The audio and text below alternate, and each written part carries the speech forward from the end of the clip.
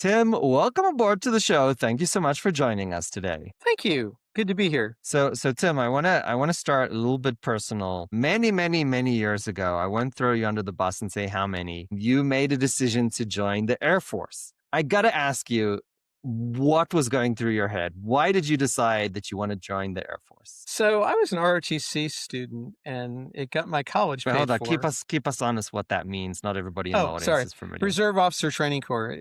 In those days, things have changed. They would give scholarships to schools and it was free tuition, books and lab fees, and then a stipend towards your room and board. And I didn't come from a very wealthy background. My parents were farmers and I wanted to go to a really good college and there was no way they were going to afford that. So this was an avenue for me to get college paid for. And then you owed them 4 years. And I used to tell, I taught at the Air Force Academy as my bio says, I used to tell my cadets, my story is not an inspiring one Hmm. because I never intended to make the Air Force a career. It was a way to, again, get college paid for my 4 years and go out and do what I wanted to do. And I did my 4 years and they gave me a pretty good assignment right before the end of those 4 years. And I thought, okay, let's take this assignment, give myself a little bit more experience. Economy wasn't great at that point in time. So did that. And then I kind of wanted to teach. I wanted to go back into academia. And so I came in with a master's. And so I applied to the Air Force Academy and they picked me up. And I thought, oh, this is pretty cool. So I'll do this tour. And then they sent me off for a PhD and I came back and I owed them 5 years. And so one morning I woke up and it's like, oh, I've got like 13 years in. I might as well stay till 20 at this point. So it wasn't inspiring. I will say that I didn't enjoy every minute of it, but it was certainly enjoyable, a lot of it. People say, oh, people hate wearing the uniform. I never hated wearing the uniform. Was not a fan of it, I gotta tell you, but I got through my service. When was there any moment where you're like, "Holy shit, what did I sign up to?" Or were you pretty happy, a happy camper throughout the way? There were some tough times. It was really more right after I came back from my PhD, and there was some personalities going on, and somehow I got in the middle of this. I don't know how. And I was like, and I owed him 5 years at that point in time. I couldn't get out of that, and I was like, this is not going to go well. But it did. It worked out. It just took someone from outside, kind of looking inside and going, okay, I really see the problem here, and it's not you. So That's good news. Was there any kind of what would you say, if any, were the big takeaways that you learned from the time in the Air Force that maybe came to bear once you left or kind of taught you something about life? it's kind of odd. It's not again, this great, epiphany. But I went to this school called Squadron Officers School in residence, and most young officers do that.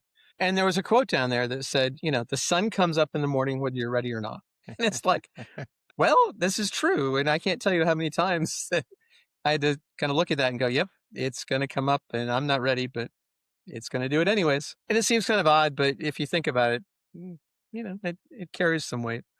Outside of that, I mean, big takeaways, just things of, showing up and showing up on time. And I think actually when I was a young officer, Mm.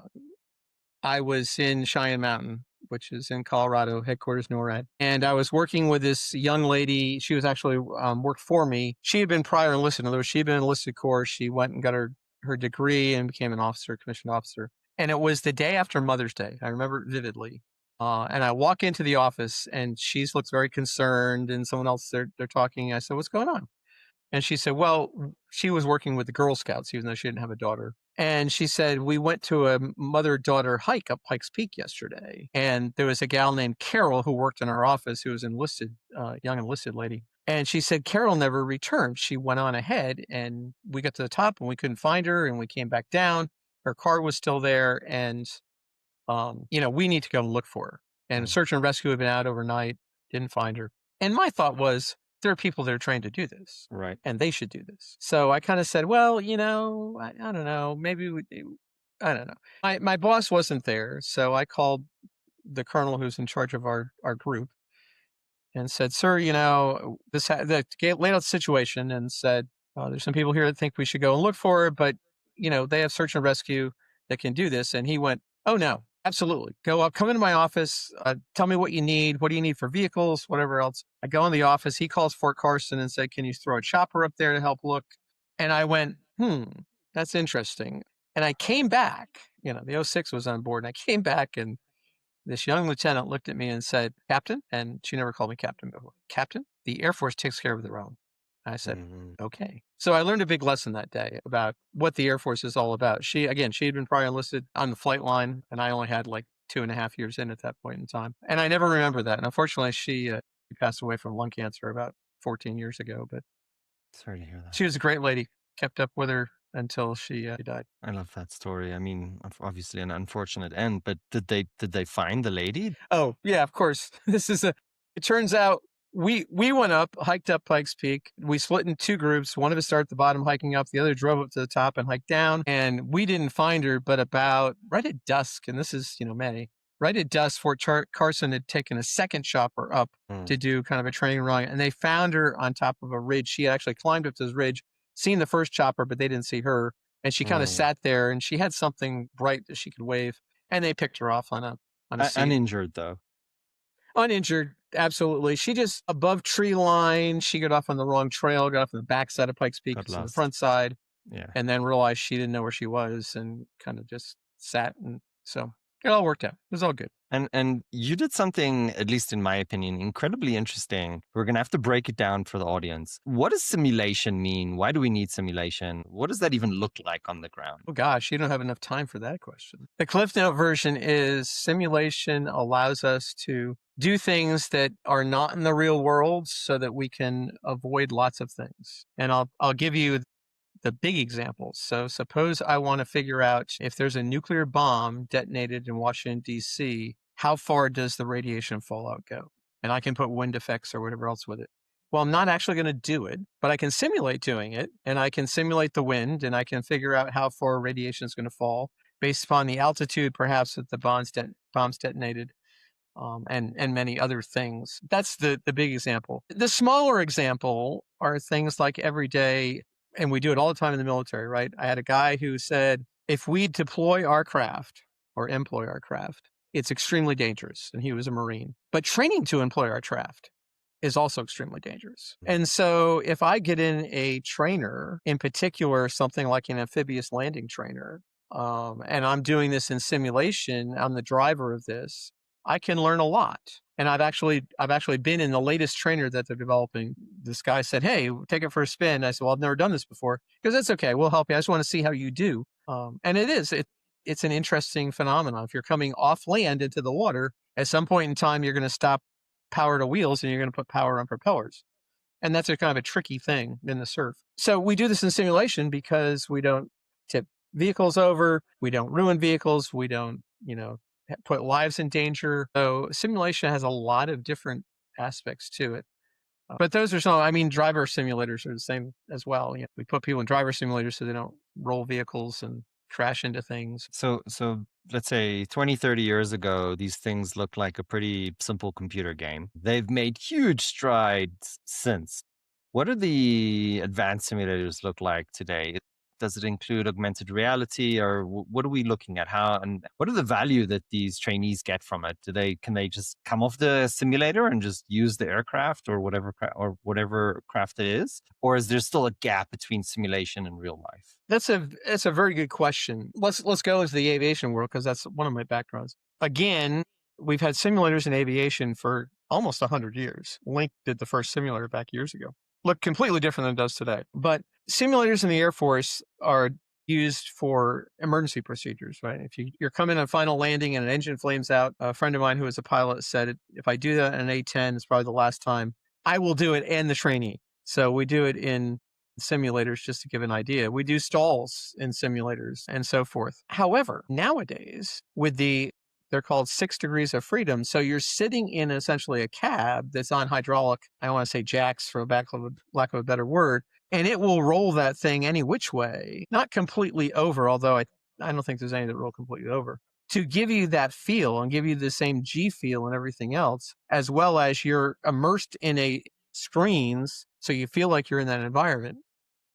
So And just we to can give an do analogy, this is kind of similar to like a Disney World experience, right? It's this whole kind of machine that kind of makes you feel like you're in the plane, you're seeing everything that you would see in the plane, and it's moving with you. These are good ones are quite incredible machines. Oh, absolutely. I mean, these things are multi-million dollar machines. They're not, just kind of something you'd buy at Target or something. But uh, we also have the virtual reality worlds, and we use those for lots of things. We use augmented reality simulators to do maintenance tasks. I was actually out in 29 Palms in California a couple years ago, looking at this guy took these, not the Meta headset, I think it's the Microsoft headset, and got some software written, and he was doing radio maintenance. And you could take and you could, put together radio in virtual world. And then he had an augmented reality one where it would overlay, okay, here's what you do on a real radio. It was fascinating. And he was talking about faster throughput. His students, learn much quicker and so forth. And so back to your question, can a guy jump out of a simulator and go right into the real thing? I'll give you another analogy or story. 10 years ago, we did a study to look at proficiency of simulation in the Marine Corps in particular. And we chose the tank gunner trainer. So we have a trainer. It's a simulator, virtual world where they practice gunnery for tanks. And so we took 3 crews that stayed together. They're three-person crews, and we tracked them from the day that they first climbed into the tank.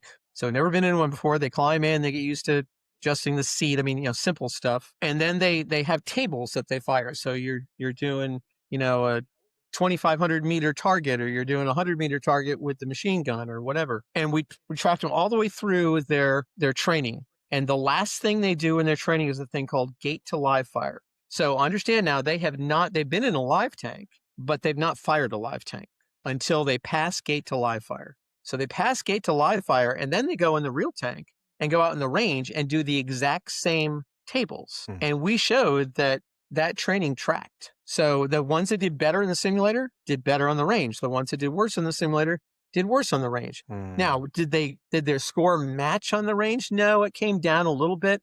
And part of it is the familiarity with the simulator and, you learn the game, right?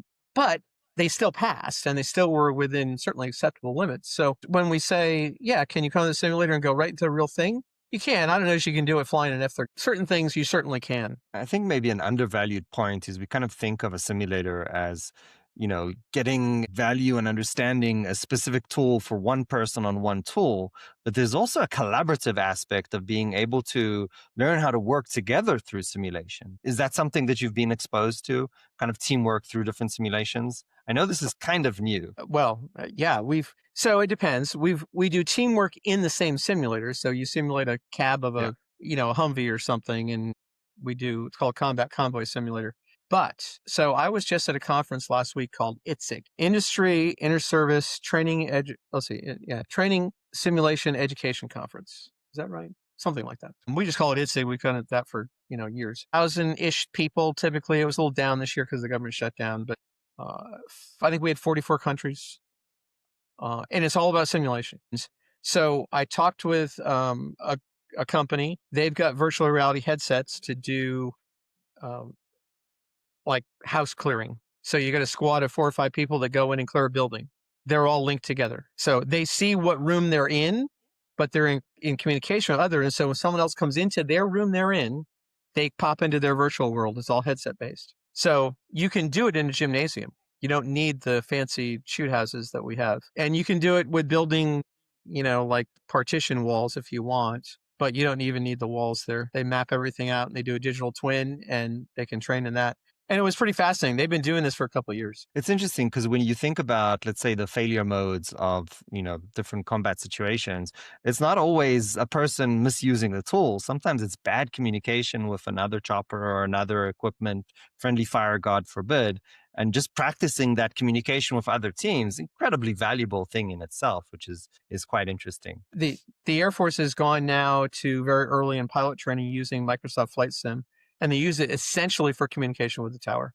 I got really lucky. I got to see the simulation for the California Fire Department. They have like 6 or 7 flight simulators there. Yeah.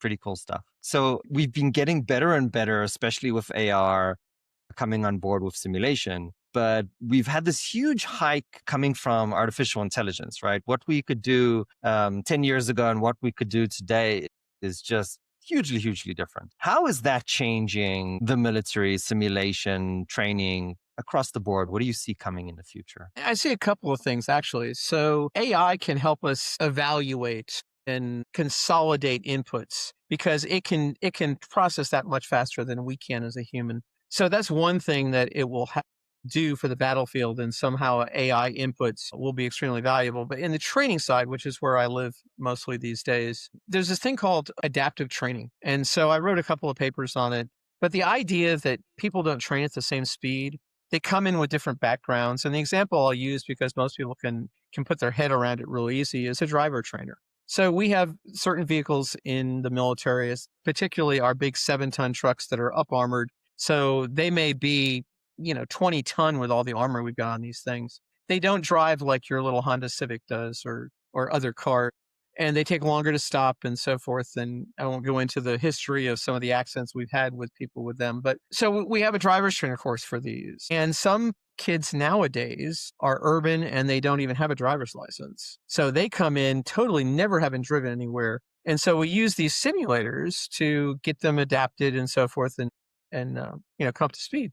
But the kids that come in urban who've never seen anything bounce that off the kid that comes out of Kansas, Nebraska, or whatever, the farm kid who's been driving trucks like this since he was 14. And he can go in and go, okay, yeah, it's heavier than what I'm used to, but I can get used to that pretty quickly. Why should he go through the same program of instruction that the person that's never driven before? So the idea that we use AI to consolidate inputs, and this person, of course, you got to track it by individual. It knows, it's pretty much mastered this skill and this skill and that skill, but they're still having problems with this. And so it automatically on the fly redoes scenarios to say, oh, I'll give it more. Maybe it's backing up left. Maybe it's driving on ice. Maybe it's, whatever. I'll give it more in the scenarios of that and less of what they're mastered. Still go back to what they've mastered because you don't want to lose that skill. But the idea being is that maybe we can get someone through a training that's normally 6 months. Maybe we can get them through in 3. Whereas maybe the person that came in with no skills or no experience, maybe he really needs 7 months. So this is a game changer. It also will require us to rethink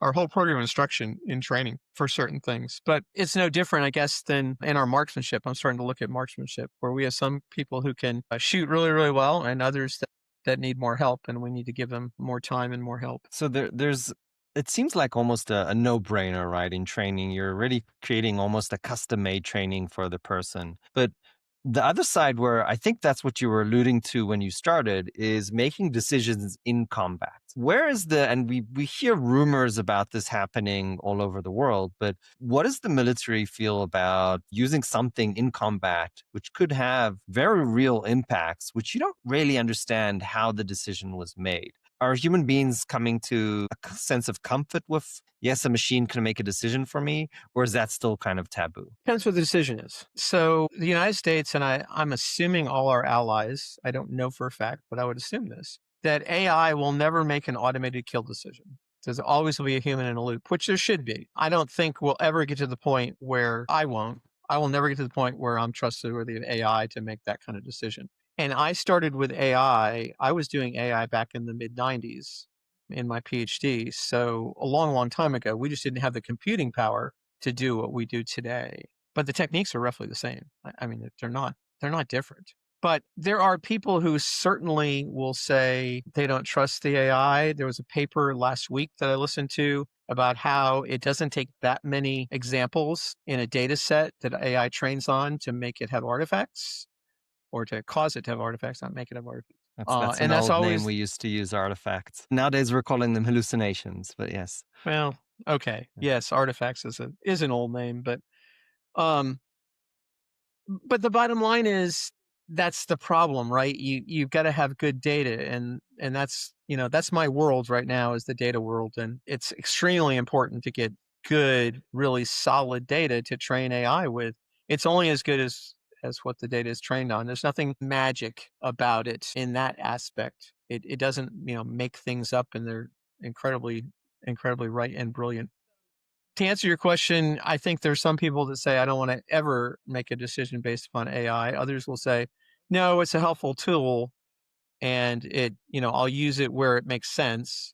And I don't think there's anybody out there that's saying, yeah, well, let's just put the whole battlefield under AI and we'll just sit back and watch it happen. It's interesting because people will gain a level of confidence when they see a tool consistently working well. Because if even if it's AI driven and you see it working well 100 times, you're going to get confidence in that tool and you're going to kind of forget that it's AI. But then on the 1001 time where it makes a horrific mistake, that's going to be in the news. So I don't know what the future is going to hold, but it's going to be incredibly interesting. And I think we're probably going to see a few scenes that, from science fiction movies that we've seen kind of come up in reality. It's going to be an interesting future. If it wasn't enough, right, augmented reality, AI, drones are also changing the battlefield like never before.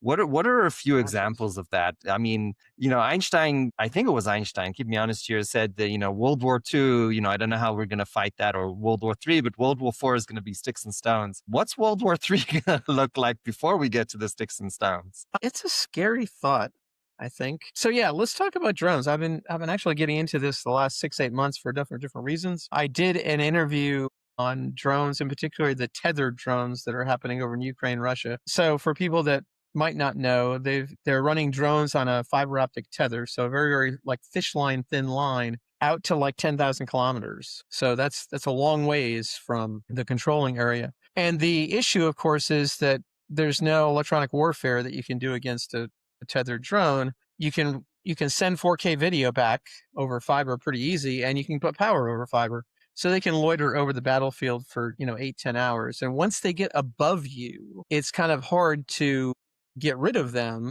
because you're not going to shoot them down above your own territory. So you've got to cut the fiber, and of course you got to find the fiber.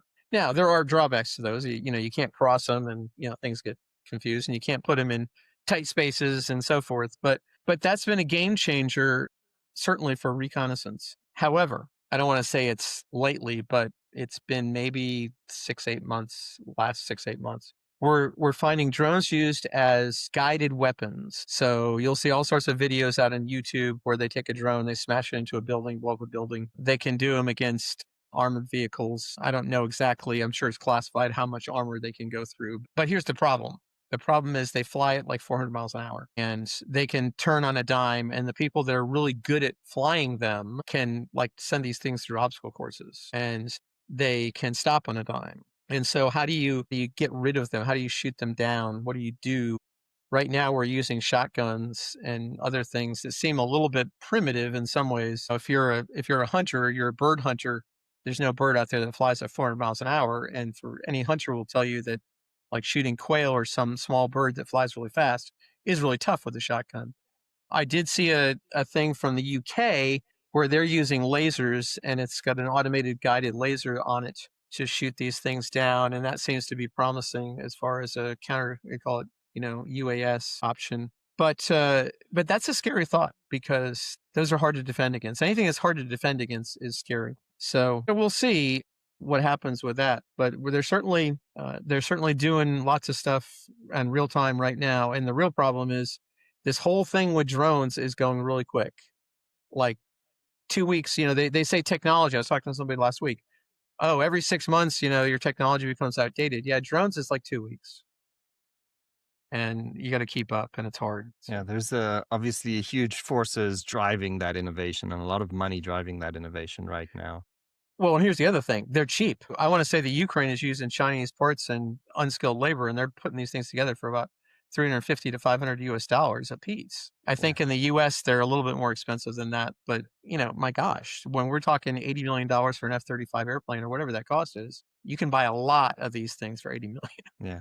I mean, these, if it's by a factor of 10 to 100 times cheaper. So it's just that many more missiles for the same price, right? It's ridiculous. Right. Tim, this has been incredibly interesting. We have one question that we ask all of our guests. It's the only scripted question on the show. It's a little bit of a difficult one because it's personal. If you had to go back in your career to one of your hardest moments, whether it was 2 years ago or 20 years ago, what piece of advice would you give yourself? That's a very interesting question. I don't have it with me, but there's a poem called Don't Quit, and you can look it up online. And so I talked about the gal that told me, Captain, the military takes care of their own, and it was very impactful for me. went through cancer. And I had given her this poem, Don't Quit, a while back. And she kept that with her as she was going through cancer treatment. So that would be what I would tell people is don't give up because you never know when the sun's coming up on the horizon. I think that's the most important thing, frankly. Tim, thank you so much for joining the show. I appreciate you. This has been a lot of fun. It has been. Thank you for inviting me.